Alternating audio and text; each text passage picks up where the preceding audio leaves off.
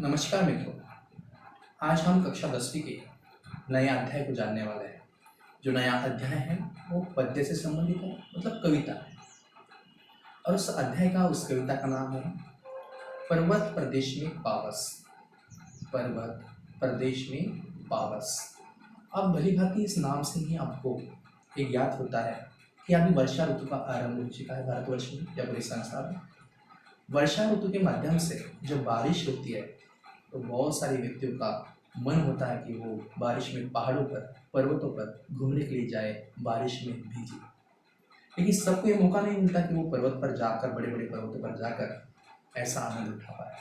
तब हम अक्सर क्या करते हैं, हमारे आसपास के छोटे मोटे जंगलों में जाकर, छोटे मोटे पर्वतों में जाकर ये लुत्फ और ये आनंद उठाने का प्रयास बारिश के दिनों में, वर्षा ऋतु में हम करते हैं।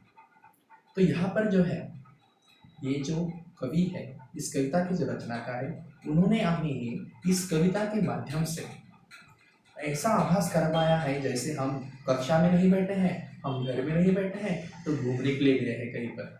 और ऐसा आभास हमें होने लगता है कि सच्ची में हम किसी पर्वत पर बारिश में भीग रहे हैं और वहाँ की सैर कर रहे हैं, उस पर्वत की सैर कर रहे हैं, बड़े बड़े पर्वतों की सैर कर रहे हैं। तो इस रचनाकार ने, इस कवि ने जो है, अपनी जो शैली है, लेखन शैली है, उस लेखन शैली को विषय के माध्यम से जो उपमाएं दी है, उस उपमाओं से मधुर और कोमल से कोमल ऐसे विचार प्रकट किए कि हमें यह आभास होने लगता है कि हम वर्षा ऋतु में कहीं पर सच्ची में पर्वतों में घूमने जाते हैं, गए हैं। तो ये हमें इस कविता के माध्यम से ऐसा आभास होने लगेगा, ऐसा एहसास होने लगेगा कि हम अभी अभी पर्वतों से विचरण करते हुए आ रहे हैं।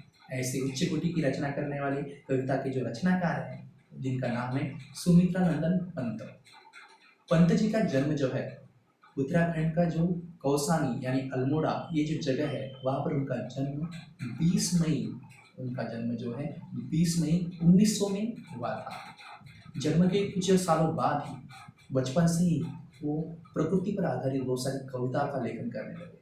लेकिन सही मायने में 1915 में उन्होंने साहित्य सृजन का आरंभ किया। साहित्य सृजन का आरंभ करने के बाद वो प्रसिद्ध कवि बन गए। और ये आपको याद रखना होगा कि हिंदी साहित्य की जो सबसे पहला ज्ञानपीठ पुरस्कार मिला है, वो हमारे जो कवि आज हम देखने वाले जो रचनाकार है, उनको ही मिला है, जिनका नाम है सुमित्रा नंदन पंत। ज्ञानपीठ तो पुरस्कार मिला है, उसी के साथ अलग प्रकार के जो साहित्य से संबंधित, साहित्य अकादमी से संबंधित जो विविध पुरस्कार है, उन पुरस्कारों से भी उन्हें सम्मानित किया जा चुका है। क्योंकि उनकी रचनाएं ऐसी होती है, प्रकृति से संबंधित होती है, सौंदर्य से संबंधित। तो चलो मित्रों, देखते हैं कि किस प्रकार कवि ने हमें एहसास कराने का प्रयास किया है कि अब हम जो है पर्वतों में संचार कर रहे हैं और वर्षा ऋतु होने की वजह से बारिश हो रही है। तो कविता की पहली पंक्ति है, पावस ऋतु था पर्वत प्रदेश, पावस ऋतु था पर्वत प्रदेश, पल पल परिवर्तित प्रकृति वेश। वो कह रहे हैं कि वर्षा ऋतु होने की वजह से बारिश हो रही है, और ये प्रदेशों में, मतलब पर्वतों के प्रदेशों में जो बारिश हो रही है, उस बारिश की वजह से प्रकृति में, मतलब निसर्ग में जो है परिवर्तन हो रहा है। मतलब वर्षा ऋतु होने की वजह से बारिश हो रही है। बारिश कहाँ पर हो रही है? जंगलों में, बड़े बड़े पर्वतों में, घने जंगलों में ये बारिश हो रही है। लेकिन वहाँ पर बारिश जो हो रही है, तो ऐसा लगता है कि प्रकृति में परिवर्तन हो रहा है। प्रकृति में परिवर्तन हो रहा है मतलब कि यहाँ पर हम देखते हैं कि जब बारिश होती है तो कुछ समय के लिए बारिश होती है, कुछ समय के लिए बारिश रुक जाती है, उसके बाद धूप निकलती है। तो ये प्रकृति में बदलाव आ रहा है।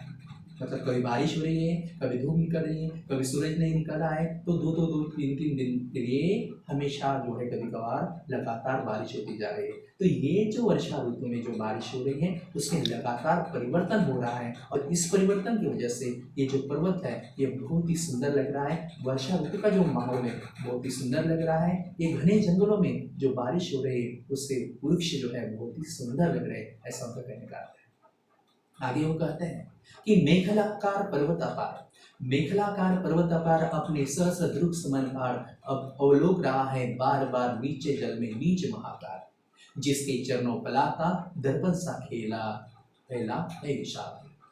वो कह रहे हैं, अगली पंक्ति से वो कह रहे हैं कि ये जो पर्वतों का आकार है, वो पर्वतों के आकार की तुलना उन्होंने कमर को बांधने वाला जो आभूषण होता है, जिसे करघनी कहते हैं, उससे उनकी तुलना की है। वो कहते हैं कि ये जो पर्वतों का आकार है ना, ये आकार जिस तरह से करघनी होती है जो कमर को बांधी जाती है अभिषेक के रूप में, उसके जैसा उसका आकार है। और ये इतना बड़ा जो आकार वाला जो पर्वत है, उसके आँखें की उपमा दी गई है सुमनों को। सुमन मतलब पुष्प। मतलब वो कहते हैं कि जितने भी वृक्षों को बड़े बड़े पुष्प हैं, समझिए वो जो है पहाड़ों के क्या है, आंखें हैं। और वो आंखें सहस्र है, अनेक है, हजारों है, करोड़ों है। और ये करोड़ों आंखें फाड़ फाड़ कर क्या देख रहे हैं, अवलोक रहा है बार बार बार बार। किसे देख रहे हैं, नीचे जल में नीच महाकार जिसके चरणों पलाताल। वो इतने बड़े बड़े वृक्ष पर जो भी पुष्प है, जो भी फूल है, जो भी सुमन है, वो आंखें की उपमाओं से दी गई है। पहाड़ों की आंखें वो हैं और वो अपनी आंखें फाड़ फाड़ कर नीचे देख रहे हैं। और नीचे कैसे देख रहे हैं, क्योंकि उस पहाड़ के, उस पर्वत के चरणों में बहुत बड़ा तालाब है और उस तालाब में बहुत पानी है। और उस पानी में जो है, मतलब ये जो पुष्प है, ये जो फूल है, ये जो सुमन है, ये आंखें फाड़ फाड़ कर ये देख रहे हैं कि उस पहाड़ के जो पैर है, जो चरण है, वहाँ पर जो बहुत बड़ा तालाब है, उसमें वो अपना आईने में जिस तरह से हम अपना चेहरा देखते हैं वैसा वो देख रहे हैं। क्योंकि आपको मालूम है जो तालाब में पानी होता है, उस पानी में जो बड़े बड़े वृक्ष होते हैं आसपास की, उसकी प्रतिमाएं दिखाई देती है। तो ऐसा वह कह रहे हैं कि इस तरह से पहाड़ के लिए ये जो तालाब है आईने का यानी दर्पण का काम कर रहा है। इतना सुंदर वहाँ पर जो है वातावरण बहुत ही दिखाई दे रहा है कि पहाड़ों का आकार बहुत बड़ा है, गर्भनी जैसा आकार है।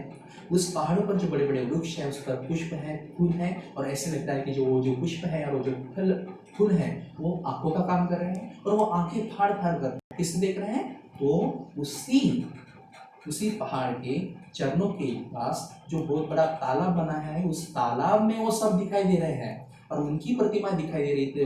लेकिन कवि ने ऐसी उपमा दी गई, कवि ने ऐसी कल्पना की गई जैसे कि वो पहाड़ अपना चेहरा जो है उस पानी में देख रहा है। मतलब वो दर्पण का काम वो पानी कर रहा है, तालाब कर रहा है। और ये प्रकृति के सुंदर वृक्ष और पहाड़ उसमें अपनी प्रतिमा देख रहे हैं। ऐसा सुंदर वातावरण वहाँ पर बनाए, समझ कहने का अर्थ है। आगे देखते हैं, मोतियों के लड़ियों से सुधर, मोतियों के लड़ियों से सुंदर झरते जागे भरे निर्जर, गिरिवर के मूर से उठ उठ कर ऊंचा से तरोवर है, झांक रहे नीरव नभ पर। वो कह रहे हैं कि अनिमेष अटल कुछ चिंता पर।